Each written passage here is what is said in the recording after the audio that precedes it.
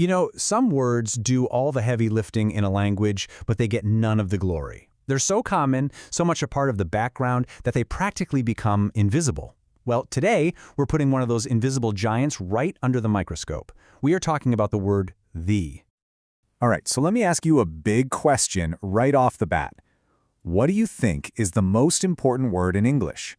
I mean, your mind probably jumps to big, powerful words like love or time, right? Or maybe action words like be or do.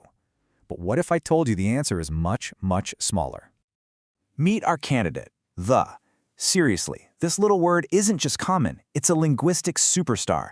It's one of the top 1,000 most frequent headwords out there, and it's on something called the New General Service List, which is basically a VIP list of the most essential words for anyone learning English. The fact that we use it so often is a huge clue to its power, and really getting a handle on it is a massive step towards sounding more natural. Okay, so let's get properly introduced.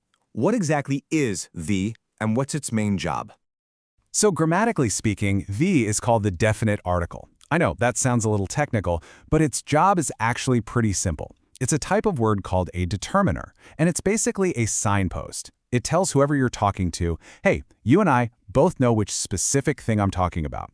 Using this little signpost correctly is one of the first big steps from just basic speech to really clear communication.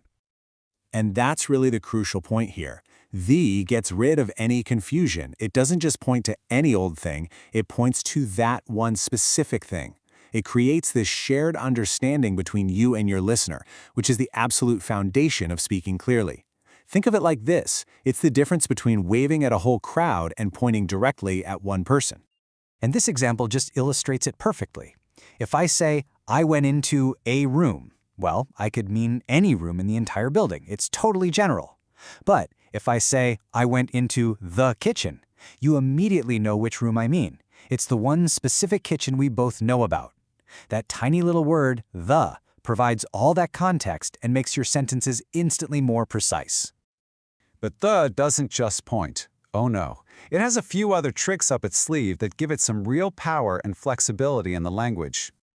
So let's look at how the can actually change the meaning and the whole vibe of a sentence in some pretty cool ways.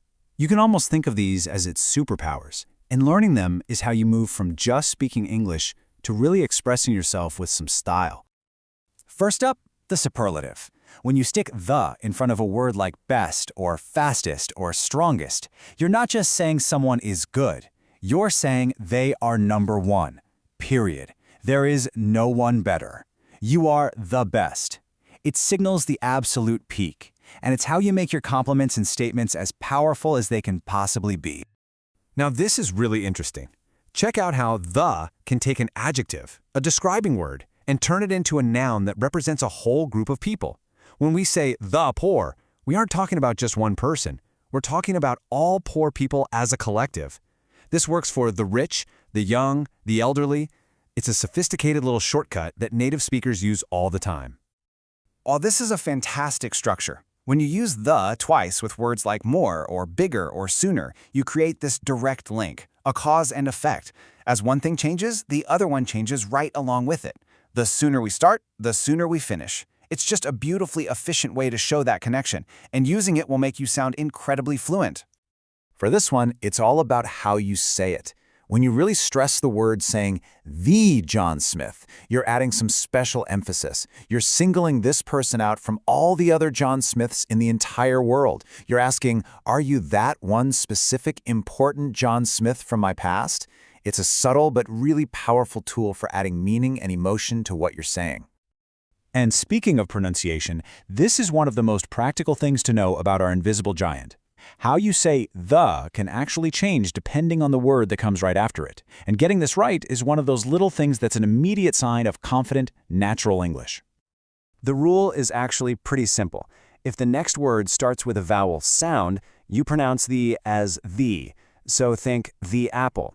And notice the example, the hour. The letter H is a consonant, sure, but the sound is a vowel sound, so it's the hour.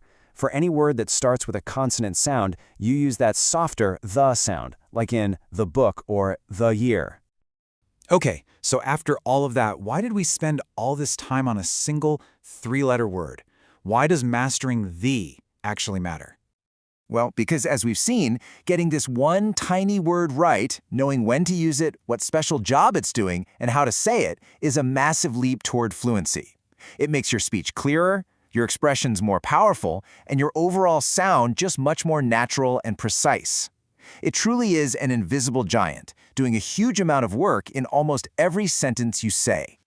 So, the next time you're reading or speaking English, pay a little extra attention to the small words. They're often doing the most important jobs. And that leaves us with one final thought. What other simple words are out there hiding in plain sight, just waiting for us to really understand them?